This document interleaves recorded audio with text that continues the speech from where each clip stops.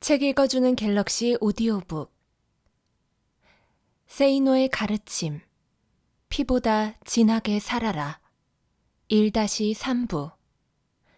세이노 지음. 데이원 출판사 출간. 낭독. 책 읽어주는 갤럭시. 장사를 할 때의 자세. 장사는 무엇이고 사업은 무엇일까? 나 나름대로 그 차이를 정의한다면 다음과 같다. 장사는 그것이 행하여지는 지리적 장소를 중심으로 하여 근거리 원내의 사람들을 주요 대상으로 하는 것이며, 사업은 그것이 행하여지는 지리적 장소가 주는 한계를 뛰어넘어 원거리에 있는 사람들을 대상으로 하는 것이다. 예를 들어 당신이 설렁탕집을 개업하였다고 치자. 당연히 주된 손님은 인근 주민들과 그 식당 앞을 지나가는 사람들일 것이다.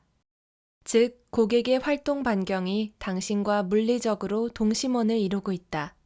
그런데 당신이 설렁탕집을 잘 운영한 덕에 소문이 나서 설렁탕 육수를 전국적으로 판매하기 시작하였다고 치자.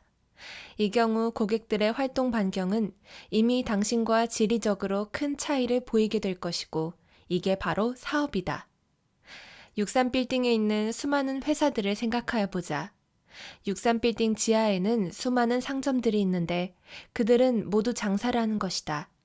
그곳에 있는 옷가게들도 장사이고 식당들도 장사이고 고층부에 있는 고급 식당들도 모두 장사를 하는 것이다.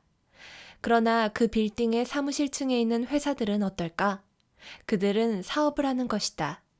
그렇다면 의사나 변호사, 약사, 법무사, 관세사 등과 같은 전문 직업인들의 업종은 장사일까 사업일까? 그들의 활동 반경을 생각한다면 장사라고 보아야 한다. 대부분의 자영업자들은 장사를 하는 것이라고 생각하면 된다. 그러나 외국의 유명 병원들처럼 여러 곳에 분원을 설립하고 경영한다면 그것은 사업으로 볼 수 있을 것이다. 장사는 그것이 행하여지는 지리적 장소가 곧 고객과 만나고 고객의 욕구를 충족시키는 영업 장소가 된다. 때문에 위치가 중요하다. 음식점이나 옷가게를 할 때 사람들의 통행이 많은 곳에 자리를 잡으라고 말하는 이유는 그것이 장사이기 때문이다. 손님이 먼 곳에서 찾아올 정도로 유명해졌다면 어떨까?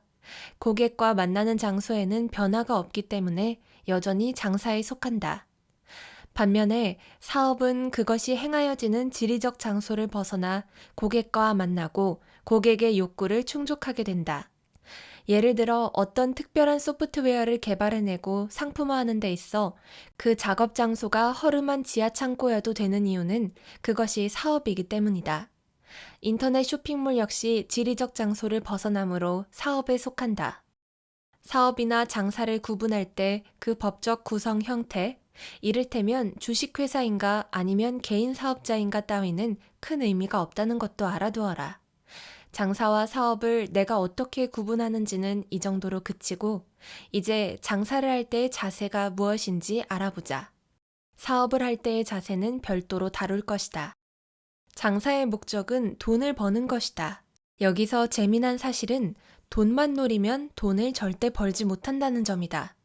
이것을 수많은 자수성가형 부자들은 돈을 벌려고 하면 돈을 못 번다는 말로 표현한다.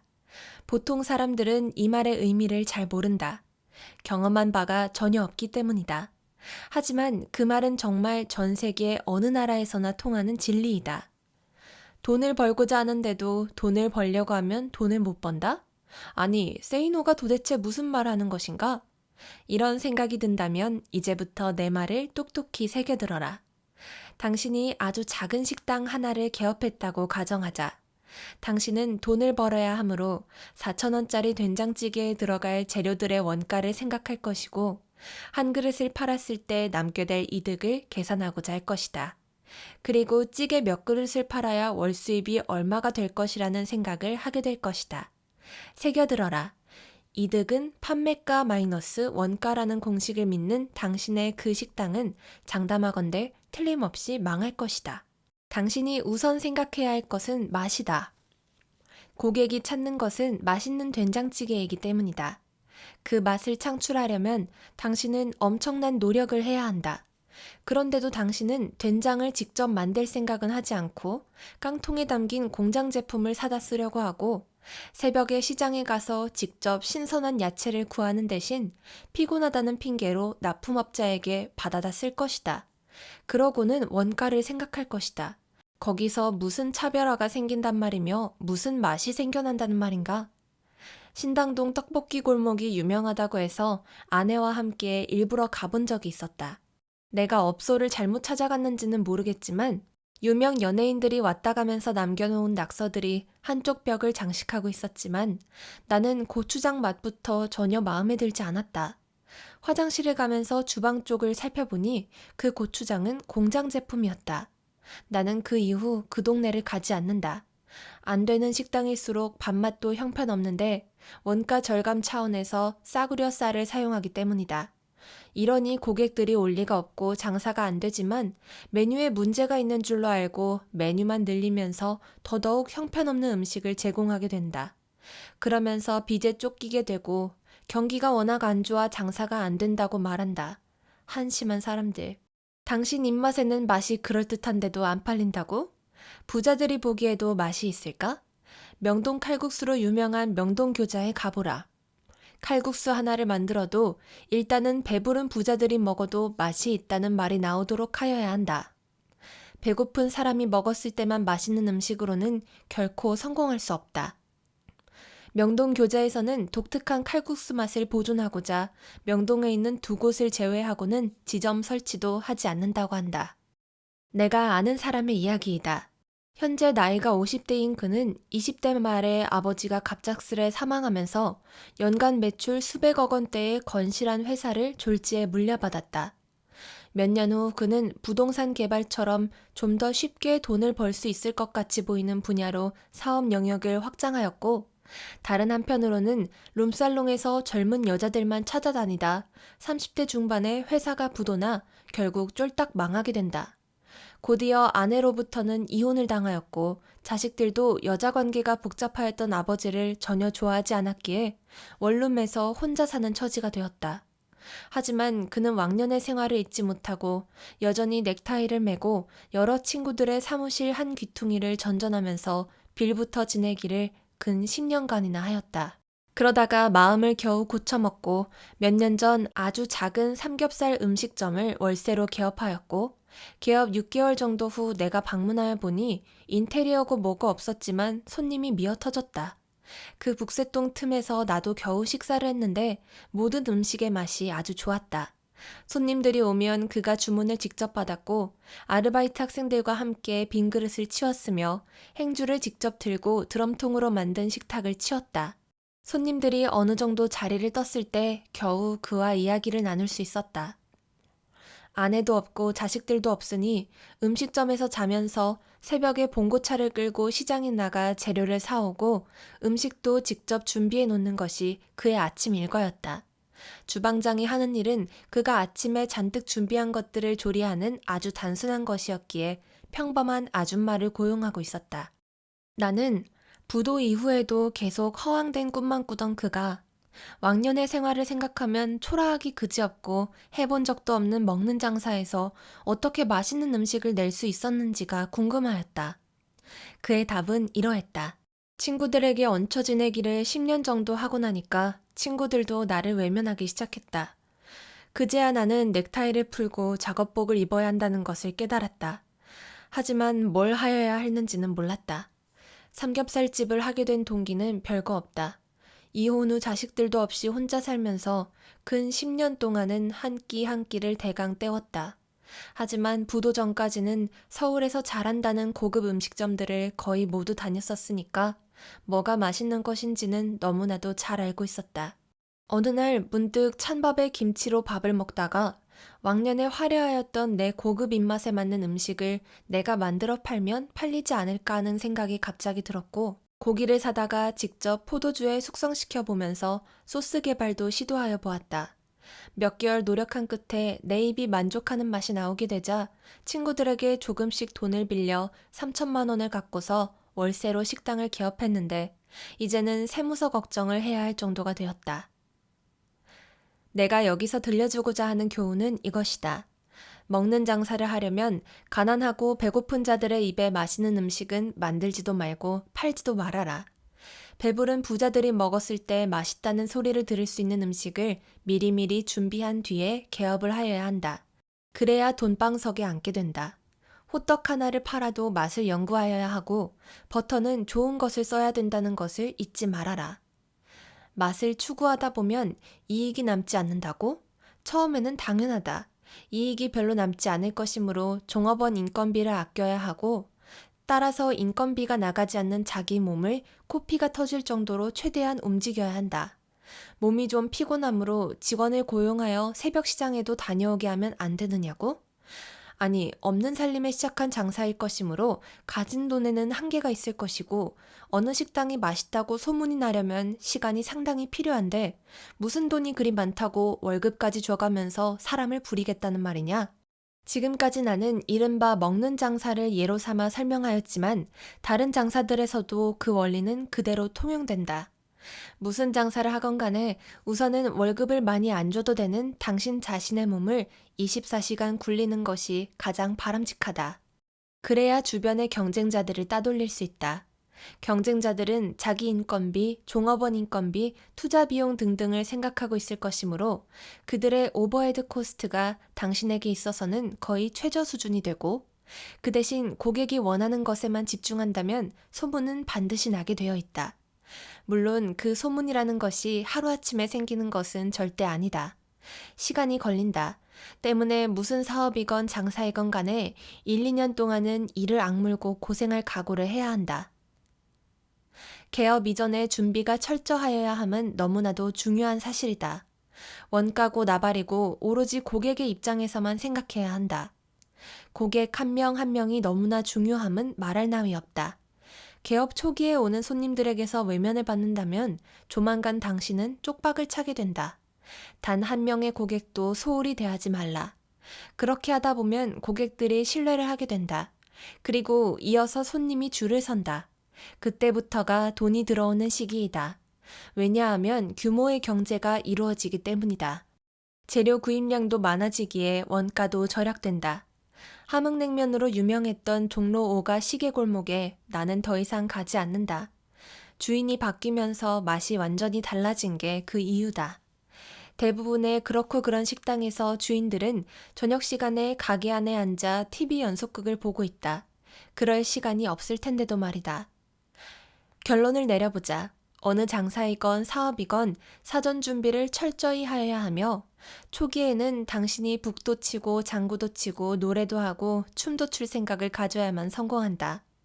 때문에 좀 더 자유로운 시간을 갖고자 장사나 사업을 하고 싶다고 혹시라도 생각한다면 지금이라도 장사니 사업이니 하는 것들은 까맣게 잊어버려라. 자유시간, 휴식시간, 그럴 시간이 없이 해야 하는 것이 장사고 사업이니까 말이다. 아울러 고객이 왜 당신에게 돈을 지불하는지를 정확히 알아라. 고객이 원하는 것이 무엇인지만을 생각하고 그것을 어떻게 하여야 충족할 수 있는지만을 연구하여라. 처음에는 힘들고 불안할 것이다. 하지만 내 말을 믿어라. 내가 알려준 대로만 하면 늦어도 3년째부터는 돈이 쌓일 것이다. 절대로 이득은 판매가 마이너스 원가가 아님을 명심해라.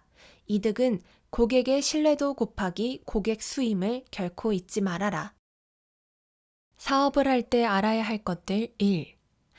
사업을 할 때 가져야 할 자세는 상당 부분이 장사를 할 때의 자세와 공통되지만 무엇보다도 기억하여야 할 중요한 것들이 있다. 첫째, 폼 잡으려고 하지 말라.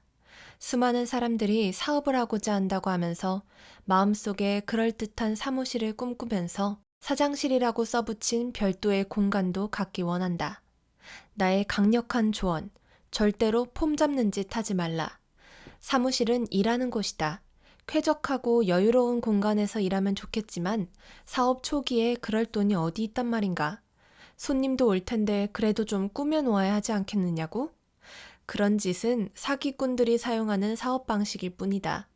수십억, 수백억 자본이 있어 사업을 하는 것도 아니지 않은가. 나는 안다. 벤처 바람이 불면서 테헤란에 몰려들었던 수많은 업체들 중 상당수가 월 임대료로만 수천만 원씩 납부하다가 결국은 슬그머니 사라지고 말았다는 것을.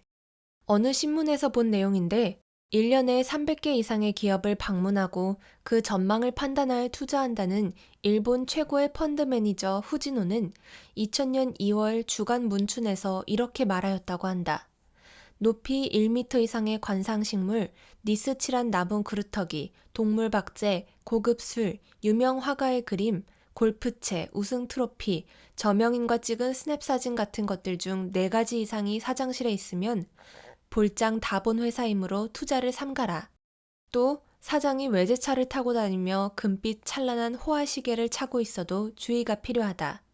사장이 저명인과 친하다고 은근히 내비치거나 자랑하는 회사, 업적 부진을 경기나 정부 탓으로 돌리는 회사, 화장실이 더러운 회사, 지나치게 예쁜 안내원이 있는 회사, 요정에서 손님 접대하려는 회사 등은 투자해봐야 별 볼 일 없거나 망하기 십상이다. 나 역시 후진호가 갖고 있는 판단 기준과 비슷한 기준을 갖고 있는데, 예를 들면 중소기업 사장이 골프에 미쳐 있거나 제조업체 사장의 사무실이 호사스럽다거나 한다면 일단은 경영자로서의 자질을 의심하게 된다. 나의 경험담. 임대료가 싼 곳을 찾다 보니 옆 건물과의 거리가 1m도 안 되기 때문에 햇빛이 전혀 안 들어 지하실이나 다름없는 곳을 빌려 사용하였던 적이 있다. 책상 구입할 돈을 아끼려고 조립식 철제 앵글을 직접 사다가 책상 모양으로 조립하고 그 위에 베니어판을 잘라 책상처럼 만들고 다시 그 위에 흰 비닐을 깔아 놓았다. 내가 만들기 힘든 사무용 가구들은 모두 중고로 구입했는데 나중에 우연히 책상 밑을 보니 부적이 붙어 있는 것들도 있었다. 사무실에서 쓸 스테이플러들은 청계천 벼룩시장에서 미제 중고를 한 개 1,000원씩에 샀었다. 물론 내가 발표하는 모든 글들이 쓰라린 경험에서 나온 것임을, 즉 내가 한 번은 넘어져 보고 난 뒤에 알게 된 사실들임을, 내가 처음부터 알고 있었던 것들은 아니었음을 독자가 짐작하고 있다면 나 역시 한때는 화려하고 폼나는 사무실에 눈이 멀었던 적이 있었음을 눈치챌 것이다. 30대 초에 시청 옆 서소문 한복판에 있는 폼나는 빌딩에서 거들먹거렸던 적도 있었으니까. 그러다가 돈 벌어서 모두 그 멋진 빌딩을 소유한 회사에게 갖다 바치고 있음을 깨닫고는 즉시 사무실을 옮겼는데 그 규모를 5분의 1 정도로 줄였으니 내가 얼마나 공간을 줄였는지 짐작할 것이다. 어쨌든 내 방의 벽을 투명 유리로 만들고 직원들이 나를 볼 수 있게 한 시절도 10년 이상 된다. 화려한 소파, 그런 거 나는 모른다. 외국계 회사의 경영을 맡기 시작했을 때 구입한 소파조차 중고품이었다. 나는 소파보다는 회의용 탁자를 더 선호한다. 당신도 사업을 구상한다면 그런 자세로 해라. 둘째, 내가 수없이 강조하는 것이지만 준비가 철저하여야 한다. 30년 이상 만남이 없었던 고교동창 한 명이 어느 날 갑자기 나에게 전화를 걸어왔다. 그런 경우 대부분은 물건을 팔고자 하는 목적이었지만 그는 내게 동창으로서 조언을 듣고 싶어 한다는 것이었다. 점심을 함께 하면서 그는 대기업을 서너 곳 다니다가 2년 전쯤 퇴직하였고 곧 캐나다 이민을 가서 오퍼상을 하고자 한다고 하면서 자신이 캐나다에서 좋은 물건들을 찾아내 한국에 보내면 유통을 맡아줄 수 있느냐고 물었다. 그 대화 내용.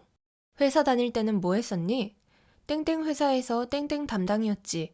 그런데 오퍼상을 하려고 한다고? 그래, 오퍼상이나 해보려고. 영어는 얼마나 하니? 토익이나 토플 본 적 있니? 토익은 대학교 다닐 때 본 게 마지막이었는데 형편없지 뭐. 회사 다니면서 영어 공부한 적 없니? 없지 뭐. 회사 다니면서 학원 같은 곳에 다닌 적 있니? 아니. 회사 다니면서 책은 주로 뭘 읽었니? 역사소설을 좀 읽었지.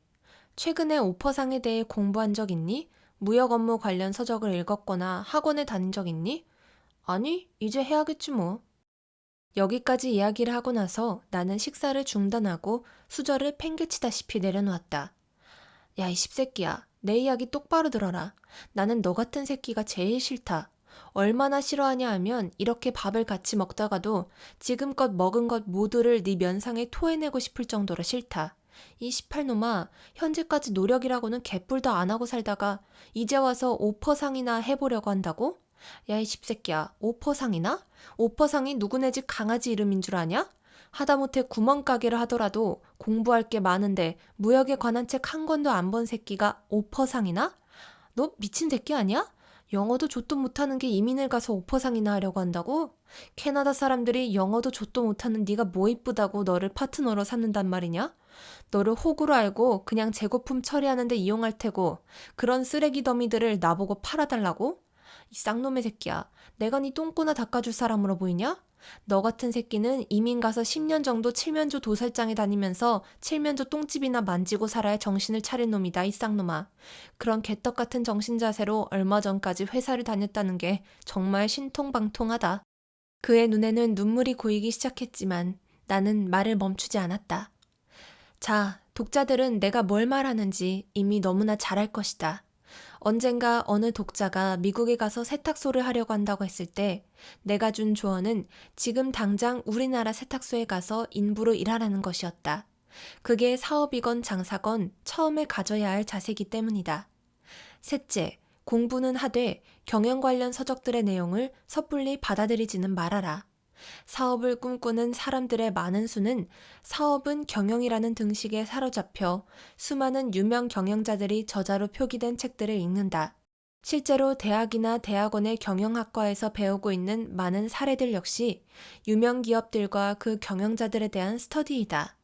당신이 사업을 꿈꾸고 있거나 사업을 이미 진행 중이라면 먼저 유명 경영자들이 저술한 것으로 알려진 책들의 대다수는 그 경영자들이 직접 쓴 것이 아니라 대필 작가들이 쓴 것이라는 사실을 뼛속 깊이 명심하여라. 이것은 국내 경영자이건 해외 경영자이건 마찬가지이다.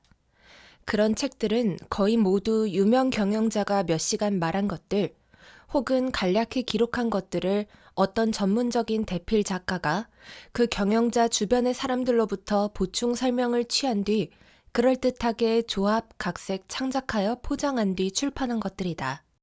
때문에 듣기 좋은 말들은 물론 예쁜 꿈과 이상들이 아주 잘, 때로는 대단히 감동적으로 기록되어 있지만 그 책들이 실제 상황을 그대로 여과 없이 기록한 것은 결코 아니라는 것을 기억하여라. 즉, 그 책들은 사업과 경영에서 어느 한 면만을 단편적으로 보여줄 뿐이지 전체를 보여주지는 않으며 특히나 실존에서 부딪히는 여러 종류의 문제들에 대해서는 입도 뻥끗하지 않는다는 말이다. 또 하나 기억하여야 할 사실은 각종 경영학 관련 서적들에 나오는 여러 가지 훌륭한 사례들을 있는 그대로 당신이 적용하려고 하면 절대 안 된다는 점이다. 예를 들어 MS, GE, HP, 소니, 도요타 등등의 사례들을 사업을 이제 시작하려는 당신이 신주단지처럼 신봉하였다가는 큰 코 다친다. 왜냐하면 A라는 업종에서 A라는 회사가 이룩한 성공적 경영 사례라고 하여 같은 업종이기는 하지만 A보다 규모가 훨씬 작은 회사에서도 그것을 따라한다거나 또는 B라는 업종에 종사하는 회사에서 적용하고자 한다면 상당한 위험을 감수하여야 하기 때문이다. 어리석은 대중들, 특히 청년기의 사람들이나 직장인들은 이 사실을 전혀 모른다. 그래서 툭하면 어떤 회사는 이러저러한 방법으로 성공했다는 것에 사로잡힌다. 기억해라. 그 방법과 정반대되는 방법으로 성공한 경우도 분명 있으니까. 사업을 할 때 알아야 할 것들 2. 사람 관리. 넷째, 사람 관리이다. 장사에서 인건비를 줄이려면 당신이 북도 치고 장구도 치고 혼자서 별걸 다 하여야 한다고 했다. 사업에서도 그 원칙은 초기에는 반드시 지켜줘야 한다. 하지만 장사이건 사업이건 간에 혼자서 북치고 장구치고 하는 데는 한계가 있기 마련이다. 언젠가는 직원을 어쩔 수 없이 채용하여야 한다. 물론 직원은 한 명도 없이 외부 인력을 일당제로 고용하여 수년간 사업을 하여온 사장도 내 주변에 있는데 사무실조차 없지만 건설 회사들을 상대로 위생설비 공사를 꾸준히 도급받아 오고 있다. 그런데 직원은 어떻게 채용하여야 하며 또 월급은 얼마나 주어야 할까? 먼저 사람을 어떻게 뽑아야 하는지를 생각하여 보자.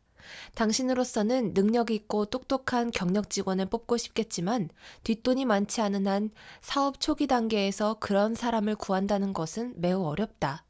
입장을 바꿔놓고 생각해보라. 직원도 없고 사무실도 초라하고 일을 시작한 지도 얼마 되지 않았다고 하는 작은 회사에 당신 같으면 취직하고 싶겠는가?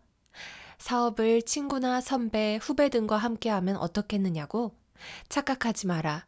일이란 같이 하여보기 전까지는 그 능력을 전혀 가늠할 수 없다. 같이 놀러 다니며 술도 마시면서 정을 키워왔고, 그러면서 상대가 어떤 사람인지 정도를 알고 있기에 함께 일하고 싶다는 생각은 일의 본질을 아직도 모르고 있는 당신의 무지를 보여줄 뿐이다. 가까운 친구나 선후배가 모여 사업을 해 성공하게 되는 경우는 주로 그들 모두가 일단은 이 사회에서 학습 능력이 검증된 경우이다. 즉, 참여자들 모두 머리가 좋다는 것이 이미 학벌로 입증되어 있는 경우이거나 같은 직장에서 일을 함께 해본 경험을 공유한 동료들이 뭉친 경우이다. 군대 동료나 선후배는 어떨까? 잊어버려라. 어쨌든 내가 사업 초기에 취하였던 원칙은 대강 아무나 뽑는 것이었다. 사업 초기에 하나다. 아무나 뽑아서 어떻게 일을 시키느냐고? 소형 톱니바퀴 제조 분야에서 세계적으로 유명한 일본의 주켄 공업은 그 인력 관리 방식이 선착순 채용, 명예퇴직 없음, 출퇴근 시간 없음, 학력, 경력 등 채용 기준 없음이다. 서점에 주켄 사람들이라는 책이 있으므로 경영자가 되기를 꿈꾸는 사람은 반드시 읽어보기 바란다. 사업 초기에 내가 언제나 써온 방법은 이러했다. 우선은 내가 북을 치면서 북 치는 방법을 어느 정도 배워놓은 뒤 적당한 사람을 뽑아 그 방법을 그대로 가르쳐준다. 그래서 북소리가 나기 시작하면 나는 장구를 치고, 그러다가 내 장구 소리가 궤도에 오르면 장구를 칠 사람을 뽑는다. 내가 나 스스로 전혀 일해보지 않은 분야에서 사람을 뽑은 경우는 운전기사뿐이었을 정도로 나는 일단은 내가 먼저 해보고 어느 정도 감을 잡았을 때 사람을 뽑았다는 말이다. 내가 왜 그렇게 하였을까?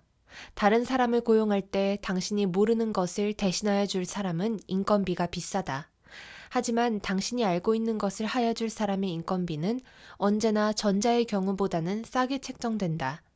즉, 당신의 지식 부족을 메꿔주는 데 사용되는 인건비는 당신의 시간 부족을 메꿔주는 데 사용되는 인건비보다 언제나 높게 책정된단 말이다. 예를 들어보자. 당신이 격리 업무에 대하여 백지 상태라면 격리 직원을 뽑을 때 당연히 경력자를 뽑고자 할 것이다. 그러나 사업 초기에는 할 일도 많지 않을 것이기에 다른 여러 가지 잡무들도 함께 처리할 것을 당신은 요구할 것이고 봉급도 넉넉하게 주지는 못할 것이다.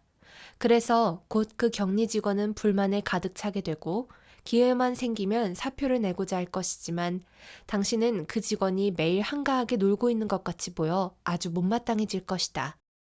하지만 당신이 일단은 기초적인 격리 지식을 혼자서 공부하고 최소한의 전표 처리 등을 직접 하여 본 뒤 적어도 간단한 장부 정리라도 할 수 있는 수준의 지식을 갖추었다면 막말로 아무나 채용하여도 가르쳐가면서 일을 시킬 수 있게 되고 그 직원이 하는 일을 손바닥 보듯이 알고 있게 된다. 직원 입장에서는 일을 배워가는 것이므로 그 과정에서 나름대로의 보람도 느낄 수 있게 된다. 직원이 스스로 알아서 공부하고 관련 업무 지식을 자발적으로 증가시켜 나갈 것을 기대하지는 말아라. 하지만 혹시라도 그런 직원을 만났다면 봉급도 처음 약속한 것보다는 대폭 올려주고 절대 놓치지 마라. 시키는 일만 하는 어중이떠중이 두세 명보다는 그런 사람 한 명이 훨씬 더 효율적이고 한 사람 봉급을 100이라고 할 때 150을 주면 된다. 결국 사업 초기의 직원 고용의 핵심은 반복적인 일을 대신할 사람을 구하라는 것이지 두뇌를 빌릴 사람을 구하려고 하지는 말란 것이다. 다시 한번 명심해라. 사업이건 장사이건 간에 그 초기 단계에서 당신이 모르는 일을 다른 사람을 고용하여 시키려고 하면 그 인건비는 생각보다는 비싸게 책정될 수밖에 없고 그 사람이 일을 잘하는지 못하는지도 당신은 전혀 판단하기 어려우며 그저 그 사람이 보고하는 말에 의존하게 된다는 사실을. 이 원칙은 외주를 할 때에도 그대로 통용된다. 예를 들어보자. 예전에 원목으로 만드는 야외 데크 공사를 외부에 발주하였던 적이 있다. 데크 공사를 전문적으로 하는 업체들이나 목수들에게 물어보면 평당 4, 50만 원 선을 달라고 한다. 이런 업체나 전문 목수들에게 내가 접근할 수 있는 방법은 내가 원목 데크에 대해 아는 바가 있지 않는 한 좀 싸게 안 됩니까? 가 전부이다. 그런데 내가 목재를 사다 주고 목수를 도급제로 고용하면 얼마나 소요될까? 목재? 어떤 목재? 방부목? 어떤 방부목? 무슨 나무로 만든 거? 어떤 식으로 방부 처리된 것? CCA 처리? 그게 뭔데? 어떤 사이즈? 어떤 등급? 데크 판넬은 무슨 나무로? 방키라이? 말라스? 그게 뭔데? 못은 뭘 써야지? 아연 도금, 전기 도금, 길이는, 연결 금속은, 원목에는 뭘 칠해줘야 한다는데 그게 뭐지? 스테인? 종류는? 그나저나 설계는 어떻게 해야 하는데? 장선 그게 뭐지? 뼈대라고? 얼마 간격으로 그 뼈대를 놓아야 하지? 그나저나 그 나무들은 어디서 구입하는 건데? 목수는 어디서 구하고? 자, 이 모든 것에 대한 지식을 당신이 갖고 있는 상태에서 일을 진행하게 되면 비용은 얼마나 절약될 수 있을까? 절반 정도면 된다. 왜 그럴까? 당신이 모르는 일을 해달라고 부탁하게 되면 상대방의 지식을 돈으로 사는 셈이 되고, 당신이 알고 있는 일을 부탁하게 되면 상대방의 시간과 경험적 숙련도만을 구입하는 셈이 되기 때문이다. 마찬가지로 사업이나 장사 초기에 뒷돈이 별로 없는 당신에게 필요한 사람은 당신이 이미 알고 있는 것들을 단순 대행하여 줄 사람이다. 그래야 인건비가 싸다. 그리고 당신이 먼저 알아야 하므로 당신은 주말에도 놀 시간이 없어진다는 것도 명심해라. 사업 초기에는 설령 제 아무리 뒷돈이 많다 할지라도 정말 유능한 직원들은 미래가 불확실하다는 이유로 입사를 꺼려하는 경우가 많다. 물론 사업이 궤도에 오르면 입사 희망자들에게 회사와 개인의 미래를 어느 정도 구체적으로 제시할 수 있기 때문에 유능한 직원들을 채용할 수 있겠지만 사업 초기에는 그런 것이 없지 않은가. 결국 당신이 모르는 것을 대신해 줄 사람을 뽑는 시점은 사업이 궤도에 오른 단계에서부터이다. 여기서 독자들은 사업 초기 단계와 그 사업이 궤도에 오른 단계, 성장 단계에 따라 사람 관리 방식이 다를 수밖에 없음을 기억하여야 할 것이다. 내가 사업에 관록이 붙은 후에 알게 된 사실들. 1. 어떤 사람이 일을 잘하느냐 못하느냐 하는 것은 실제로 그 사람에게 일을 시켜보기 전까지는 전혀 가늠하기 어렵다. 이른바 스펙이라는 것이 제 아무리 화려하여도 일은 엉망으로 하는 직원들이 반드시 있으며, 스펙은 별 볼 일 없는데도 일은 아주 탁월하게 잘하는 직원들도 있기 때문이다. 2. 불알 두 쪽이 있다는 이유만으로 자신이 모든 여자들보다 일을 더 잘할 것이라고 믿는 웃기는 남자들이 꽤 많지만, 그런 남자 10명을 합친 것보다도 더 탁월한 능력을 갖춘 여자들도 가끔 눈에 띄었다. 어디까지나 나의 개인적 경험이지만 그런 능력 있는 여자들 중에서 남자들이 첫눈에 반하게 될 정도로 외모가 뛰어난 여자는 거의 보지 못했다. 3. 상당히 많은 여자들이 직장에 대하여 낭만적이거나 동화적 혹은 영화적 환상을 갖고 있으며 남자들도 마찬가지이지만 폼나는 일만 하게 되는 걸로 오해하는 경우도 꽤 된다. 4. 일을 잘하여 승진을 시켰더니 예상외로 쩔쩔매는 사람이 의외로 많다. 자리가 사람을 만든다는 말도 어느 정도는 맞는 말이지만 그 자리를 보존하지 못하는 사람도 많다는 말이다. 5. 친구나 가까운 친척을 직원으로 채용하는 것은 현명한 생각이 절대 아니다. 일을 못해도 그 사람에 대해 아무도 당신에게 조언하지 않을 것이고, 직원들 대다수는 일을 잘하는 것보다는 사장 개인과의 혈연이나 인맥이 더 중요하다고 생각하게 된다. 6. 큰 조직에서 일했던 간부는 가능한 한 채용하지 않는 것이 좋다. 그들은 입사 후 얼마 뒤 자신을 보조하여 줄 직원이 필요하다고 말하기 시작할 텐데, 그 말은 곧 자기 자신이 사실은 실무를 잘 모른다는 뜻이라고 보면 된다. 7. 직원이 자라난 가정 환경은 매우 중요하다. 문제가 되는 가정 환경은 집안이 콩가루이거나 이혼 가정이 절대 아니고, 오히려 넉넉한 가정이나 남부럽지 않은 환경 속에서 귀하게 자라나 일하는 근성이 없는 경우이다. 8. 해고는 절대 마음대로 시켜서는 안 된다고 생각하면서 사표는 아무 때나 낼 수 있다고 생각하는 직원들도 적지 않다. 등등. 이제 월급 문제에 대하여 생각하여 보자. 사장인 당신이 직원들에게 아주 넉넉한 인건비를 지불하고자 한다면 당신 호주머니가 얇아질 것이다. 반면에 직원 인건비를 엄청 짜게 지불한다면 당신 호주머니가 불룩해질 것이다. 당신이라면 어느 쪽을 택하겠는가? 그런데 당신이 사업이나 장사를 하려고 한 목적이 뭔가? 우선은 돈을 좀 벌려고 그러는 것 아닌가? 직원들에게 돈을 펑펑 주다 보면 당신 호주머니는 언제 불러진다는 말인가? 반면에 직원들에게 정말 쥐꼬리만큼만 주게 되면 직원들이 수시로 사표를 낼 것이고 회사에 대한 충성심 따위도 기대하기 어렵게 될 것이다. 인건비 문제는 이처럼 당신이 갖게 될 이득의 크기와 직결된다. 직원이 10명이고 그들 모두의 월급을 각각 20만 원씩만 더 낮춘다면 200만 원이라는 돈이, 1년이면 2,400만 원이라는 돈이 당신 호주머니 속으로 더 굴러들어오게 되지 않는가. 경영학에서 말하는 인사관리법이라는 것도 사실 별것 아니다. 그럴듯한 미사역으로 장식된 모든 인사관리법의 핵심은 결국 직원들에게 나가는 돈을 최소한도로 하면서도 최대의 이득과 최고의 능률을 얻어내는 데 있다. 그러나 말이다. 사장이 자기 혼자 잘 먹고 잘 살자고 직원들의 월급은 계속 쥐어짜기만 한다면 경영자로서 무슨 보람이 있겠는가? 스크루지 영감이 소설 속에만 나오는 인간상은 아니지 않는가? 지금은 시작 단계이므로 조금만 받아가고 나중에 회사가 돈을 많이 벌게 되면 많이 주겠다고 이야기하는 것은 어떨까? 글쎄다. 주식이라도 나눠주고 법적으로 그렇게 하겠다는 의지를 분명하게 밝히지 않는 한 내가 볼 때 사람이란 원래 화장실 갈 때와 나올 때가 다른 법이므로 사장 호주머니부터 먼저 불리고 싶어질 것 같은데. 실제로 그렇게 말하는 사장들 치고 그 약속을 제대로 지키는 경우는 별로 보지 못했다. 특히 대부분의 직원들이 10년 후에 금송아지보다는 지금 당장 남들보다 더 많은 월급과 더 좋은 복지 제도를 원한다는 것을 나는 안다. 하지만 사장 입장에서 보면 대부분의 직원들은 월급만한 값어치를 하는 것 같지는 않아 보이기 마련이라는 것도 나는 안다. 그래서 내가 내렸던 결론은 다음과 같다. 월급을 주는 혹은 결정하는 사람과 월급을 받는 사람 사이에는 영원한 계곡이 있다. 직원들에게 월급을 얼마나 주어야 하는가 하는 것은 나에게 상당한 갈등을 불러일으켰었다. 가난한 직원들을 도와주고도 싶었지만 나 자신도, 아니 나부터 먼저 부자가 되고 싶었으니까. 자, 새겨들어라. 작은 회사의 사장에는 여러 부류가 있다.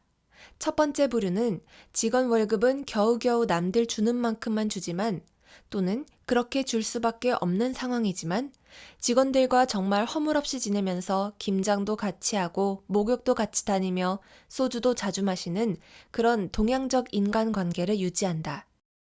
두 번째 부류는 첫 번째 부류의 사장처럼 행동하진 않지만 직원들에게 듣기 좋은 말을 입술로만 즐겨하는, 즉 돈이 들어가지 않는 것만 골라 하는 사장들이다. 내가 제일 싫어하는 부류이다. 성경에 네 보물이 있는 그곳에 네 마음도 있느니라 라는 말이 있다. 마음이 있다면 보물도 가야 한다는 말인데 사장의 보물은 입술로 하는 말이 아니라 사장의 호주머니 속에 들어가 있는 돈이다. 세 번째 부류는 직원들에게는 월급을 최소한도로만 주고 직원들과의 동양적 인간관계를 형성하는 데에도 전혀 관심이 없거나 직원들을 비인간적으로 대하는, 즉 철저하게 부속품으로만 생각하는 사장들이다. 네 번째 부류는 직원들에게도 넉넉하게 대우를 하면서 직원들과 정을 쌓아가며 동양적 인간관계를 유지하는 경우이다. 아시아에서는 이런 CEO들이 존경을 받는다. 하지만 아시아를 제외한 다른 지역에서는 사장이 직원들과의 동양적 인간관계를 유지하느냐 하지 않느냐 하는 것이 큰 관심사가 되지 않는 경우가 더 많다. 자, 당신이라면 어떤 사장이 되고 싶은가? 언론에서 자주 훌륭한 경영자로 등장하는 사람들 중 일부는 정작 그 직원들에게서는 정반대의 평가를 받고 있다는 것도 나는 안다. 내가 경영에 간접적으로 관여하는 회사들이 몇 개 있다. 어느 날 그중 한 공장장이 내게 하급 직원들로 인해 골치가 아프다고 하소연하였다. 그 하급 직원들은 내 표현 방식으로 말한다면 정말 컨베이어 벨트 앞에 서서 일하는 직원들이었다. 나는 공장장에게 물었다. 자네, 저 직원들에게 미래가 있다고 생각하는지 내게 말해봐. 저들도 열심히 하면 자네 위치만큼 올라갈 수 있는 희망이 있다고 생각돼? 아니지? 저들이 아무리 일을 잘해도 못하는 직원들하고 봉급 차이가 별로 없지? 이 회사에서 주는 인건비도 다른 회사들과 대동소이하지? 그렇다고 뭐 특별한 복지 혜택이 있는 것도 아니고 이런 사실들을 저들이 모를 것이라고 생각하나? 그런 마당에 자네가 소리를 지르고 악각거린다고 해서 저들에게 무슨 변화가 일어날 것이라고 어떻게 기대하겠는가? 그러나 사람은 돈과 지위만을 위해 일하는 것은 아니야. 돈과 지위를 보장하지 못하는 경우에는 다른 두 가지를 제공해 주어야 돼. 하나는 인간적 관계야. 동생처럼 형처럼 대하면서 발가벗고 목욕탕에서 등도 밀어주며 관계를 만들어 가야 해. 술자리도 자주 가져야 하고 자네는 주로 듣는 입장이 되어야 하는 법이야. 자기 자신이 하나의 부속품이 아니라 인격체라는 것을 느끼도록 배려하라는 말이야. 또 다른 하나는 무엇인가 보람이나 배움을 느끼도록 해야 해. 어려운 과제를 주고 해결하게 한다거나 교육을 하라는 말이야. 그런데 그 교육이 회사에 도움만 되는 일방적인 것이 되면 절대로 안 돼. 개인의 삶에도 도움을 주는 것이어야 해. 그래야 일할 맛이 나게 되는 법이야. 이제 사장의 입장에서 직원들과의 인간관계를 어떻게 해야 하는가를 살펴보자. 나는 주변의 경영자들에게 이런 말을 한다. 중소기업 수준의 제조업을 하려는 사람들은 아내를 잘 만나야 한다. 제조업은 기본적으로 인건비 비중이 높다. 인건비를 넉넉히 지급한다면 회사에 남는 게 없고 사장이 먹을 떡이 작다. 그러므로 인건비는 그저 남들 주는 만큼만 주게 되는데 직원들 입장에서 볼 때는 다른 곳으로 옮겨도 비슷한 대우를 받을 수 있을 것이므로 애사심도 없기 마련이다. 따라서 이른바 인간적으로 서로 얽히고 설켜야 하는데 결국 사장 아내가 공장에 와서 돼지고기라도 구워주고 사장이 직원들과 목욕도 자주 하고 소주도 마시며 잘 어울려야 하는 법이다.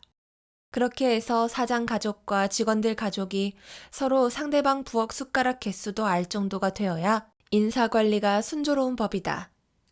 인건비 비중이 높은 업종에서 사장이 고급 승용차를 타고 다니게 되면 직원들 중 일부는 우리가 뼈 빠지게 일해서 사장만 잘 사는구나 하는 생각을 갖게 될 수도 있는데 그런 생각은 전염성이 아주 강하다.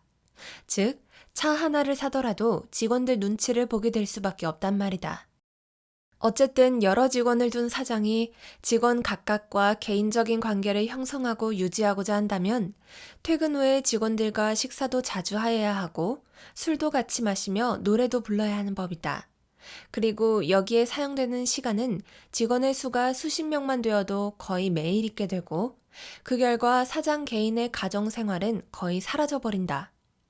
즉, 애들이 학교는 잘 다니는지 아내 혹은 남편은 요즘 무슨 생각을 하는지 등등 전혀 모르게 되어 결국 집은 마치 하숙집같이 그저 잠만 자고 나가는 장소로 전락하게 된단 말이다.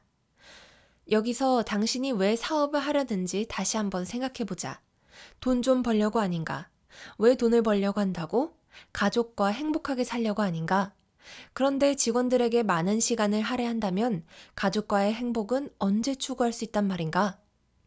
결국 내가 취한 방침은 일단은 최소한의 인원만 채용하고 그들에게 남들 주는 만큼 이상을 주되 동양적 인간관계는 포기하자는 것이었다. 즉, 사업 초기에 채용하게 되는 직원의 월급을 가장 합리적으로 결정하는 방법은 이른바 시장 원칙에 따르는 것이다. 비슷한 스펙을 가진 사람들에게 비슷한 규모의 회사에서 주는 월급 수준에 따르라는 말이다. 실제로 이런 방식은 한국에 지사를 세우는 외국 회사들 대부분에서 채택되는데 그들이 참고하는 봉급 결정 자료가 주한 외국 상공회의소들에게서 정기적으로 발행된다. 하지만 그것도 횟수를 넘어가게 되자 직원들이 봉급 인상을 기대하게 되기 때문에 회사의 이득이 점점 더 많아지지 않는다면 문제가 발생할 수밖에 없었다. 즉, 매년 사업이 성장하고 이득이 증가된다면 그만큼의 열매를 직원들과 나눠 가져갈 수 있겠지만 매출이 증가하지 않고 이득도 증가하지 않는다면 봉급 인상은 어렵게 될 수밖에 없지 않겠는가. 산업화 시대의 산업 성장기에는 수많은 기업들이 초고속 성장을 할 수 있었기에 세월만 지나도 월급을 올려줄 수 있는 연공서열 방식의 임금 정책이 통할 수 있었으나 그런 기업들이 이미 기반을 잡고 있는 산업화 시대 말기 및 정보화 시대에서 내가 혹은 당신이 소규모로 뭔가 벌인 일이 계속적인 수익뿐만 아니라 그 수익의 규모가 매년 증가되지 않을 경우 결국 내부적으로 직원들은 그리고 사장도 갈등을 느끼게 된다. 나는 이 문제를 어떻게 해결하였을까? 사업을 할 때 알아야 할 것들 3. 그 문제의 해결책은 너무나도 뻔한 것이었는데 수익을 더 많이 창출하는 것뿐이었다. 그러나 이게 쉬운 문제가 아니었다. 경쟁사들이 뻔히 있는데 가격을 더 올린다는 것은 자살 행위였다. 나는 이러한 사실을 직원들에게 솔직히 토로하고 해결책을 제안하였다. 첫째, 광고보다 더 강력한 무기는 입소문이라는 것을 믿어라. 무슨 일을 하건 간에 입소문이 나게 하려면 어쩌다 찾아온 고객의 신뢰를 철저히 받아야만 한다. 고객의 신뢰는 감동에서 나온다. 고객을 감동시키는 법은 간단하다. 약속은 남들 하는 만큼만 하지만 실제로는 그 약속보다 더 많은 것을 해주면 된다. 둘째, 경쟁이 없는 것들을 새롭게 찾아서 들어간다. 남들이 볼 때 별로 멋있어 보이지 않는 것들을 주로 한다는 말이다. 폼나지 않는 것들에는 천재들이나 큰 회사들이 들어오지 않으며 인류대 출신도 오지 않는다. 그저 보통 사람들이 들어올 뿐이므로 우리가 열심히 하면 충분히 이길 수 있다. 그리고 경쟁이 약할 때 최대로 수익을 창출한다. 나는 원가 5만 원짜리 기계 장치를 만들어 50만 원에 정신없이 판 적도 있는데 그 물건을 파는 사람이 나밖에 없었기 때문이다. 셋째, 그 업종에서 경쟁이 치열해지면 그 업종을 버리거나 또는 현상 유지만 하게 하고 다른 업종을 추가한다. 기존 업종에서 오버헤드 코스트나 직원 인건비 같은 필수적인 운영비를 커버하게 되면 새롭게 들어가는 업종에서 우리의 투입 코스트는 제로가 된다. 하지만 우리가 들어가게 될 새로운 업종의 경쟁자들은 오버헤드 코스트를 그 업종에서 마련하여야 한다. 당연히 우리의 가격, 품질, 서비스가 그 경쟁자들보다 더 좋을 것이며 따라서 1년 동안만 원가 박치기를 하면 고객을 휘어잡을 수 있다. 고객의 신뢰가 확보되면 이득이 없는 과거 제품은 퇴역시키고 이득이 있는 신제품을 내놓는다. 넷째, 오버헤드 코스트를 최대한 낮추어야 하므로 신규 인력의 채용은 최대한 하지 않는다. 따라서 기존 직원들이 새 업종의 업무도 맡아야 한다. 즉, 한 가지 일을 하는 것이 아니라 두 가지 이상의 일을 해야 한다는 말이다. 이렇게 해서 수익이 늘어나게 되면 그 수익은 직원들에게 돌아간다. 즉, 직원이 개인적으로 투잡을 갖는 것이 아니라 회사가 투잡, 쓰리잡을 만들어 나가면서 수익을 증대시킨다. 그러므로 개인적으로 부업을 하겠다는 생각은 하지 말라. 다섯째, 새로운 일을 해야 할 때는 다소 두려움도 있을 것이다. 그러나 겁내지 말라. 그 두려움은 지식의 부족에서 생기는 것일 뿐이다. 모르면 배우면 된다. 나도 모르면 배운다는 사실을 잊지 말아라. 배운다는 것은 지식을 쌓아야 한다는 말이며 결국 능력 개발을 해야 한다. 그러므로 공부해라. 대다수의 보통 사람들이 하는 사업은 기껏해야 책 한 권의 지식도 필요하지 않다는 것을 진리로 믿어라. 여섯째, 한정된 시간에 복수의 일을 하려면 효율이 높아야 한다. 효율을 높이려면 끊임없는 업무 개선이 필요하다. 그러므로 언제나 개선을 생각해라. 6개월간 같은 방식으로 일을 하고 있다면 뭔가 잘못된 것이다. 개선을 못하게 되면 일에 치이게 된다. 컴퓨터 활용 능력은 업무 개선을 꾀하는 데 있어 필수적인 지식임을 명심해라. 일곱째, 시간을 절약할 수 있는 모든 방법을 다 동원하여라. 예를 들어 사내 결제 보고 혹은 회람 목적의 모든 문서 작성에는 절대 시간을 많이 투자하지 말라. 그저 텍스트만 입력하면 되며 문서를 보기 좋게 꾸미는 따위의 짓은 절대 하지 말라. 심지어 이면지에 볼펜으로 전혀 예쁘지 않게 긁적거려 올려도 전혀 상관없다. 회사 내부 결제를 받기 위해 결제 서류를 폼나게 꾸미는 녀석이 있다면 내가 그냥 두지 않을 것이다. 파워포인트로 작성하는 것은 오직 외부용뿐이다. 여덟째, 각자가 개별적으로 지식을 증대시키기 위해서는 엄청난 노력과 시간이 필요하다. 그 노력과 시간을 축소시키려면 자신이 알게 된 지식과 경험을 다른 사람과 공유하여야 한다. 그렇게 하려면 모든 업무 메일을 관련자 모두가 송수신하면서 배워야 한다. 이게 지식 공유이고 지식 창고이다. 아홉째, 전체 회식이나 단합대회, 운동회 같은 것은 없다. 나는 같이 밥을 먹고 술을 마셔야 일을 더 잘할 수 있다고 전혀 생각하지 않는다. 머리로 일을 하고 지식으로 일을 하자. 회사가 회식도 없어서 삭막하다고 생각되면 사랑이 충만한 종교단체로 가서 사랑을 듬뿍 느끼며 거기서 평생 살아라. 다만 부서별 회식은 아주 가끔씩 할 경우 허용하지만 개지랄 떠는 술판은 절대 허용하지 않는다. 반드시 술은 절제하며 마셔라. 장사나 사업의 아이템. 많은 독자들이 사업이나 장사를 하고 싶어 하면서 좋은 아이템을 알려달라거나 어떻게 하면 아이템을 찾을 수 있느냐고 내게 메일을 보내온다. 현재 여유 자금이 1억 있는데 무슨 장사를 하면 좋겠느냐고 묻기도 한다. 자기가 살아온 과정과 현재 하고 있는 일 등등에 대한 설명과 함께 말이다. 내 대답은 언제나 한결같았다. 점치냐? 또 이러저러한 업종에 종사하려고 하는데 그 업종의 전망을 어떻게 보느냐는 질문도 많이 받았다. 이건 역시 멍청한 질문이다. 업종이 좋으면 개나 소나 다 뛰어들어도 돈을 번다는 말이냐? 업종이 나쁘면 모두 다 손해를 보고 불황인 업종에서도 성공한 사람이 있고 호황인 업종에서도 망하는 사람이 있기 마련인데 무엇이 그 차이를 만드는지를 알아야 할 것 아닌가. 사양 산업이 있음을 내가 부인하는 것은 아니다. 사람들이 장사나 사업을 꿈꾸는 이유는 봉급 생활자들보다는 더 많은 수입을 얻고자 하기 때문일 것이다. 이때 궁극적으로 아이템은 보물찾기처럼 당신이 열심히 찾으러 다니면 드디어 찾게 되는 것이 전혀 아니다. 앞서 백만장자 마인드의 통계를 인용한 적이 있다.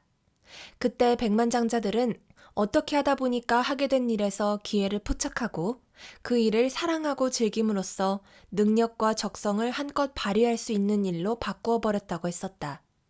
저 멀리 숲속 어딘가에 괜찮은 아이템이 있을 것으로 기대하는 어리석음을 범하지 말아라. 그런 아이템은 남들이 불편하다고 생각하는 것을 편리하게 해줄 수 있는 것이어야 하며 그게 저절로 당신 눈에 들어와야 한다. 그런 것이 눈에 저절로 들어오지 않는 사람임에도 불구하고 아이템을 찾아 헤매는 수많은 사람들은 피고용인, 즉 봉급 생활자로 일하는 게 더 좋다고 본다. 실제로 수십 년간 사람들을 고용하여 온 나의 경험에 따르면 절대로 사업이나 장사를 하면 안 되는 유형의 사람들이 있는데 그들의 가장 공통적 특성은 시키는 것만 하는, 그 이상은 하지 못하는 혹은 하지 않는 사람들이라는 점이다. 아이템이 당신 눈에 저절로 보여야 한다는 말은 이게 왜 없지? 라는 뜻이다. 예를 들어보자. 아파트 베란다나 건물의 간판 혹은 난간 등에 비둘기들이 와서 배설하는 것을 막아주는 버드 스파이크라는 것이 있다. 10여 년 전 건물 전면에 비둘기가 하도 많이 몰려들어 배설을 하기에 버드 스파이크를 찾아보니 모두 다 플라스틱 재질로 만든 것뿐이었다. 하지만 유럽에서 비둘기가 많이 있는 곳들에서 보았던 것들은 스테인리스 재질이었다. 자세히 보아야 보이는데 일반 철사로 만든 것들은 녹이 쓴 상태여서 스테인리스 재질보다 조금 더 눈에 잘 띈다. 폴리카보네이트를 비롯한 모든 플라스틱 재질은 자외선에 의해 변질되고 스파이크 자체도 스테인리스 철사보다 훨씬 굵기 때문에 미관상 좋지 않았다. 나는 즉시 100% 스테인리스 재질로 된 제품을 찾아 중국에서 몇 박스 수입한 후 난간이나 간판 위에 설치하도록 하였는데 효과가 좋았다. 그리고 그 스파이크를 수입 판매하는 것이 하나의 아이템으로 저절로 눈에 보였다. 스테인리스 제품은 재고가 있어도 썩거나 변질되지 않으므로 언젠가는 팔아먹을 수 있다. 현재 스테인리스 버드 스파이크를 네이버에서 검색하면 많이 나온다. 하지만 대부분 해외 직구 제품이거나 바닥 부착면은 플라스틱 재질이며 전체가 스테인리스로 된 제품을 미리 수입한 후 판매하는 곳은 몇 군데 되지 않는 것으로 파악된다. 그 당시 내가 이 사업을 시작하지 않았던 이유는 단순하다. 나는 더 이상 추가 수익을 추구하여야 할 필요성이 없는 충분한 부자였고 새로운 일을 맡길 만한 직원도 없었기에 귀찮기도 했다. 그렇다면 나와 얘기하다가 이런 아이템이 있음을 들었던 사람이 독자적으로 중국에서 물건을 수입해 판매하기 시작하였다면 아이템이 보인 것일까? 그렇기는 하지만 그것이 얼마나 팔릴지 이익이 얼마나 날지는 나도 모른다. 다만 이미 장사나 사업을 하는 사람이라면 기존 인력을 사용할 수 있으므로 판매 물품을 늘리는 차원에서 해볼 만한 것이다. 가장 중요한 것이 있다. 돈을 벌고자 하는 마음이 우선인 경우 그 장사나 사업은 틀림없이 망한다. 성공의 비결은 무엇일까? 워런 버핏의 강연을 아래의 QR코드를 통해 유튜브에서 직접 들어보아라. 고객을 기쁘게 하는 것이 그 비결임을 알게 된다. 나도 전적으로 동감한다. 나도 그렇게 했었고, 지금도 그렇게 하고자 노력하고 있으니까. 수많은 알바생들은 새겨들어라. 매일 매 시간이 고객을 미소 짓게 하는 시간이어야 한다. 알바하는 동안 그게 체화되지 않으면 다른 기회를 잡아도 말짱 도루묵이 되고 만다. 참고로 1986년에 직원들이 사용할 워드 프로세서용으로 600만 원짜리 컴퓨터를 리스로 구매한 이후 나는 호기심에 MS-DOS와 디베이스 프로그램을 혼자 공부하였다. 그러면서 이 컴퓨터가 주소록 관리 전용으로만 사용하여도 찾는 곳이 많을 것이라는 것이 눈에 저절로 보였고, 그래서 고객이 원할 만한 프로그램을 만들어 끼워서 팔기 시작했다. 덧붙여 다른 항목에서도 이야기했듯이 속도 300bps짜리 모뎀을 몇십만 원에 사서 세계 최대 데이터베이스 다이얼로그에 접속해 본 것도 그때였다. 이처럼 천리안 PC 통신을 일찍부터 이용하였음에도 불구하고 내가 인터넷 관련 사업은 하나도 하지 않았음을 친구들이 의아하게 생각하면서 물을 때가 자주 있었다. 내 대답. 배고프지 않았기 때문이야. 인터넷이 퍼지기 시작했을 때 이미 부자였거든. 부자들은 사업 아이템이 눈에 보여도 하지 않는 경우가 많다. 나도 그렇다. 영업에 대하여 1. 영업 방식은 상품에 따라 달라야 한다. 다른 사람들도 판매하는 상품, 다른 사람들에게는 없는 상품, 다른 사람들이 파는 것보다 좋은 상품, 좋지만 비싼 상품, 좋지만 싼 상품, 다른 사람들이 파는 것보다 못한 상품, 못하지만 싼 상품, 못하지만 비싼 상품, 일회 사용용품인가 계속 사용용품인가 재판매용품인가 직접 사용용품인가? 2. 상대방이 누구인가에 따라 다르다. 구입 결정권을 가진 자인가? 그 사람이 실제 사용자인가? 그 사람이 돈을 지불하는 사람인가? 즉, 구입 결정권을 가진 사람과 실제 사용자가 같은가 다른가? 구입 결정권을 가진 사람과 돈을 내는 사람이 같은가 다른가? 돈을 내는 사람과 실제 사용자가 같은가 다른가? 3. 구매 결정 과정에 따라 다르다. 만나는 대상이 오너인가? 누군가의 봉급을 받는 사람인가? 의사결정권자인가? 중간 보고자인가? 4. 내가 파는 상품이 다른 사람들도 파는 것인 경우. 나는 미인계를 썼다. 상대는 대기업이었다. 내가 그 여직원들에게 가르친 내용은 아래와 같다. 명심해라. 내가 학원을 했을 때 예쁜 여학생 한 명만 무료로 가르치면 남학생들이 몰려온다는 것을 알았다. 그게 사내들이고 수컷들이다. 수컷들의 본능을 이용하라는 말이다. 부언하면 내가 미인계를 써서 번 돈은 억 단위가 아니다. 어느 해에는 1년에 10억 넘게 챙기기도 했다. 물론 그 미인계 영업직 사원을 다른 여직원들은 별로 안 좋아하므로 보수 지급 문제를 비롯하여 여러 가지 신경을 써야 할 문제들이 많다. 미남계는 어떨까? 글쎄다.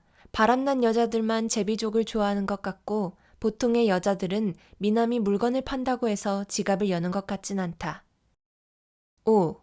자기를 파는 것이 영업이라는 말은 진리이지만 그것이 어떻게 구현되어야 하는지를 제대로 이야기한 글은 적어도 게시판에는 없었다. 내가 직원들에게 가르친 자기를 파는 방법은 그 어떤 책에도 나오지 않는다. 영업 게시판에서 이에 대한 영업 경험자의 이야기가 새롭게 올라오기를 바란다. 2, 3개월 정도 후 이에 대해 다시 언급할 것이다. 위에서 나는 미인계를 썼다고 했다. 분명히 밝히는 것은 처음 모집 공고를 낼 때부터 숨기지 않고 영업 고위직 모집, 미모를 갖춘 여성의 하남이라고 밝혔었다. 내가 구시대적 성관념에 사로잡힌 꼰대가 된 연유가 있다. 2000년대 초만 하더라도 중국 동방항공은 승무원 중 30에서 70%가 미인대의 출신으로 알려져 있었다. 인도에서 킹피셔 맥주 회사가 운영한 킹피셔 에어라인즈는 2005년에 처음 승무원을 모집할 때부터 공개적으로 미인 대회 출신들을 뽑았다. 1970년 사우스웨스트 항공은 여승무원을 모집하면서 그 당시 최고의 육체파 여배우를 선정 기준으로 간접 광고하면서 핫팬츠 면접을 하였고, 유니폼이 초미니 스커트나 핫팬츠에 화이트 롱부츠였다. 이 항공사는 긴 다리, 짧은 밤을 슬로건으로 삼기도 했고, 여승무원들의 긴 다리를 보다 보면 야간 비행 시간도 후다닥 지나간다는 뜻. 다른 항공사들보다 훨씬 더 많은 수익을 유지하면서 직원들 보수도 업계 1위 수준으로 지급했다. 코로나 사태로 인해 비행기를 안 탄 지 몇 년은 됐기에 요즘 실상이 어떤지는 모르겠다만 많이 바뀌었을 것으로 믿는다. 하지만 15에서 20년 전까지만 해도 그런 여러 사례들은 나로 하여금 실제로는 성을 상품화하면서도 겉으로는 그렇지 않은 척하는 것을 오히려 위선 마케팅으로 여기게 했고, 사우스웨스트 항공처럼 드러내놓고 성을 상품화하는 것을 솔직하다고 생각해 만들었다. 그러나 헐리우드 영화 제작자 하비 웨인스타인이 영화계에서 권력형 성폭행을 일평생에 걸쳐 저질러 왔음이 밝혀지고, 영화 밤쉘, 세상을 바꾼 폭탄 선언과 최영미 시인의 시 괴물에 얽힌 이야기를 보면서 생각에 균열이 왔다. 그동안 문제없다고 생각했던 세상이 사실은 수많은 사회적 약자를 피해자로 내몰고 있었던 것이다. 아무리 공고를 내서 모집한 미인계 직원이었고, 고위직 남자들이 추근거릴 때 제 발로 중지하게 하는 법도 가르쳐 주었다 하더라도, 그런 직원이 높은 보수 때문에 그 당시 용인하고 응해준 것들로 인해 회사 내 다른 여직원들 역시 비슷한 상황과 마주칠 때 참고 감내해야 한다는 기류를 확대시켰다고 보여진다.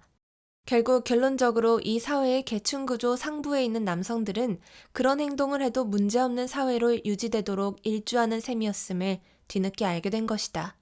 지금 세상은 그걸 바꾸려고 부단히 노력 중 아닐까? 영업에 대하여 2. 사람들은 성실하면 모든 문제가 해결되는 줄로 안다. 영업이건 장사이건 간에 성실하게 임하면 세상이 곧 알아주어야 한다고 생각한단 말이다. 천만에. 도로 주변에서 김밥을 파는 사람들을 본 적이 있는가? 새벽부터 나와서 팔겠지 아마. 어쩌면 집에서 직접 만든 김밥일 수도 있고, 어쩌면 도매집에서 받아온 김밥일 수도 있고, 어제 팔다 남은 것일 수도 있고, 오늘 새벽에 만든 것일 수도 있겠지. 먹어도 탈이 안 날 수도 있겠지만 지저분한 손으로 더러운 곳에서 만들어 먹으면 배탈 나기 쉬운 것일 수도 있겠지. 당신이 제 아무리 좋은 재료로 제 아무리 깨끗하게 정성껏 만들었고 성실하게 팔고자 하여도 사람들은 당신의 그 김밥을 사 먹기를 주저주저 할 게다.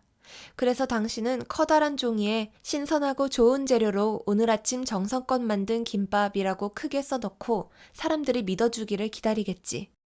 꿈 깨라. 그걸 누가 믿냐? 세상을 아직도 모르냐? 내가 당신이라면 나는 김밥을 무슨 재료로 어떻게 만들었는지는 알리지 않을 게다. 우선은 최고의 품질을 유지하려고 온갖 노력을 다하겠지만 김밥보다는 나를 팔 것이다. 김밥 장사를 하면서 나를 판다는 게 뭘까? 제 이름은 세이노. 집 주소는 생년월일은 전화번호는 애가 둘 있고 이게 가족 사진임. 저는 무슨 요일 언제 이 자리에서 김밥을 팝니다. 뭐 이렇게 알리겠다는 말이다. 트럭을 갖고 다니면서 생선이나 야채를 파는 사람들도 우선은 자기를 알려야 하는 법이다. 사진부터 크게 붙이라는 말이다. 사람들은 상품을 보고 구매를 하기보다는 그 상품을 파는 사람을 보고 구매하는 경우 충성도가 높다. 왜? 신뢰하니까. 일단 신뢰를 받으면 김밥을 팔건 고등어 자반을 팔건 팔리게 되어 있다. 그게 기업화된 인류 백화점이다. 총각 내 야채 가게 책 백날 읽으면 뭐하냐. 신뢰의 법칙을 깨닫지 못하는데. 자, 타인에게 신뢰를 받으려면 어떻게 해야 한다고? 당신이 누구인지 알려야 한다. 인터넷 쇼핑몰도 마찬가지. 상품과 가격으로만 승부하려고 하지 마라. 판매자가 누군지 시시콜콜 알려라. 그게 신뢰를 받는 비결이다. 물론 신뢰를 배신하면 절대로 안 된다. 신뢰를 받는 만큼 약속을 배로 지켜라. 그게 돈을 긁어모으는 비결이다. 사람들은 영업을 하면서 구매자의 비위를 맞추는 것을 비법으로 생각하는 경향이 있다. 그러면서 자기 얘기는 하지 않고 구매자의 얘기만 들으려 한다. 천만에, 당신은 구매자에게 형제 자매가 되어야 한다. 당신 자신에 대한 얘기는 쏙 감추고 그게 될 법한 얘기냐? 나는 나보다 나이가 많은 구매자들이 취미가 무엇이건 가족관계가 무엇이건 그런 것에는 전혀 관심이 없었다. 심지어 청첩장이나 부고를 받아도 안 갔었다. 눈도장 찍으러 간다는 게 솔직히 좀 치사한 느낌이 들었기 때문이다. 그 대신 나는 그들에게 내가 가진 고민, 문제 등등을 얘기하고 상담을 구했다. 놀라운 사실은 그들 중 상당수는 내게 밥까지 사주었다. 애인하고 문제가 있는가? 친구들과 상의하지 말고 당신 고객들과 상의해라. 부모님하고 갈등이 있는가? 그것도 고객들에게 물어봐라. 직장 내에서 문제가 있는가? 그것도 고객들에게 물어봐라. 세상에 떠돌아다니는 온갖 좋은 말들을 모아서 DM으로 발송하는 멍청한 짓은 하지 마라. 쓰레기통으로 다 들어가 버리니까. 그 대신 네 얘기를 해라. 그게 너를 파는 방법이다. 너를 파는 것과 너를 자랑하는 것은 다르다. 혼동하지 말아라. 영업에 대하여 3. 나는 형님 떡도 싸야 사 먹고 아버지 떡도 맛있어야 사 먹는다는 생각에 사로잡혀 있지만 그래도 대부분의 사람들은 맛이 좀 약간 떨어지더라도 같은 가격이라면 형제자매나 친한 친구가 파는 떡을 사 먹게 되지 않겠는가? 맛이 동등하거나 더 좋다면야 두말할 나위 없을 것이고. 나보다 5살 이상 많은 사람들을 만나면 언제나 물어보는 말이 있다. 제 나이로 다시 돌아오신다면 뭘 하고 싶으세요? 제 인생에서 놓치는 것이 있을 텐데 인생 선배로서 좀 가르쳐 주세요. 왜 그걸 하고 싶으세요?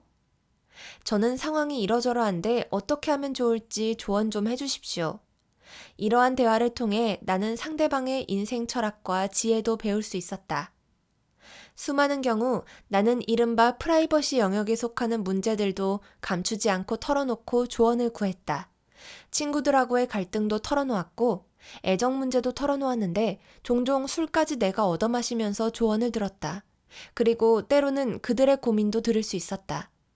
어떤 중년의 아줌마는 내게 남편과 자식들에 대한 하소연을 3시간 정도는 늘어놓았다. 그러면서 알게 된 것.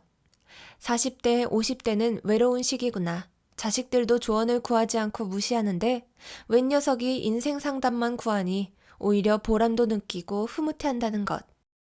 사기성 영업과 관련하여 추천하고 싶은 영화들이 있다. 부동산 판매 사기를 보여주는 글렌게리 글렌로즈와 주식 판매 사기를 보여주는 보일러룸이다. 글렌게리 글렌로즈는 한국의 기획부동산과 유사한 이야기를 보여주는데 그 실상은 한겨레 신문 장필수 기자가 기획부동산 회사에 직접 취업 후 2021년 12월 연재한 더 탐사 2천만 원짜리 욕망의 기획자를 보면 알 수 있다. 청담동 주식 부자로 알려졌던 이희진의 행태는 보일러룸의 내용과 흡사하다. 더 울프 오브 월스트리트 역시 주식 매매의 어두운 면을 보여준다. 이런 영화들에서 영업사원들이 해야 하는 짓거리들을 나는 절대 영업으로 보지 않는다. 그 짓거리들은 거짓을 기반으로 한 사기다. 보험 영업은 어떨까? 당신이 보험회사의 영업사원이라면 위에서 언급된 영화들을 보고 비교하여 보고 스스로 판단해봐라. 판매 수당을 받는 것 때문에 상품 분석도 없이 보험을 판다면 글렌게리 글렌로즈와 다를 바 없다. 금융상품이 아니라 일반 상품이지만 그 판매자들이 구매자를 교묘하게 속이면서 이익을 챙기는 것이 하나의 관행처럼 되어 있는 경우에는 어떻게 해야 할까? 당연히 망해야 한다. 40년 전 그 당시 유명했던 어느 숯불 갈빗집에서 나는 갈빗대에 다른 고기들을 꿰매거나 식용 접착제로 붙이는 광경을 보고 쇼크를 먹었다. 지금은 그런 곳이 없을 것으로 믿는다. 그러나 어린 한우 암소만 전문으로 한다면서 고객 앞에서 저울로 고기 무게까지 정확히 보여주는 곳에서도 가장 연하다는 고기조차 즐겨서 계속 뱉어낸 경험이 2번이나 있었기에 기본적으로 나는 숯불고깃집은 특급 호텔에서 운영하는 곳조차 잘 가지 않는다. 왜냐하면 주인이나 셰프가 알면서도 고객을 속이려고 하거나 혹은 알면서도 대충대충 납품하는 업자들을 내치지 않기 때문이다. 서울의 그 어느 일식집이건 간에 나는 운이는 빼라고 하는데 납품업자 혹은 어민 혹은 유통업자가 백반을 보존제로 넣으며 제맛이 안 나는데도 셰프는 신선하다고 말하기 때문이다. 납품업자나 하청업체와의 협업이 가장 많은 건축이나 산업용품들에서는 어떤 일이 일어날까? 스테인리스 강판을 예로 들어보자. 스테인리스 규격 자체도 내식성, 내지문성, 내마모성, 내산화성 등에 따라 여러 가지 종류로 나뉘어져 있는 데다가 두께도 0.05mm 단위까지 구분된다. 납품업자들은 일단 구매자가 원하는 규격으로 계약을 하지만 실제 납품하는 강판은 0.05mm 얇은 것으로 납품하여 이익을 챙기는 경우가 있다. 조금 더 들어가 보면 납품받는 곳의 임직원도 뻔히 상황을 알고 있지만 돈봉투도 정기적으로 들어오고 룸살롱에도 자주 데려가니까 눈 감아준다. 이런 것이 업계 관행처럼 되어 있다면 도대체 영업을 어떻게 해야 할까? 다들 그렇게 하면서 이익을 챙기는데 우리만 정직하게 하면 우리만 망하는 거다라는 생각을 하게 되고 로비라는 명분으로 물 좋은 술집을 찾아 나서게 되지만 마음 한구석에서는 에이 18 소리가 나오지 않을까? 이런 경우 영업은 과연 어떻게 해야 할까? 내가 제시하는 방법론은 전공법뿐이다. 경쟁사들이 제시하는 가격에 정품을 납품하고 정밀도가 높은 버니어 캘리퍼스도 함께 주어라.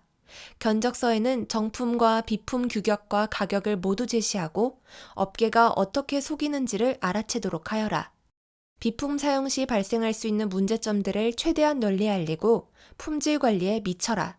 술 접대는 하지 말고 문화 접대 정도만 하여라.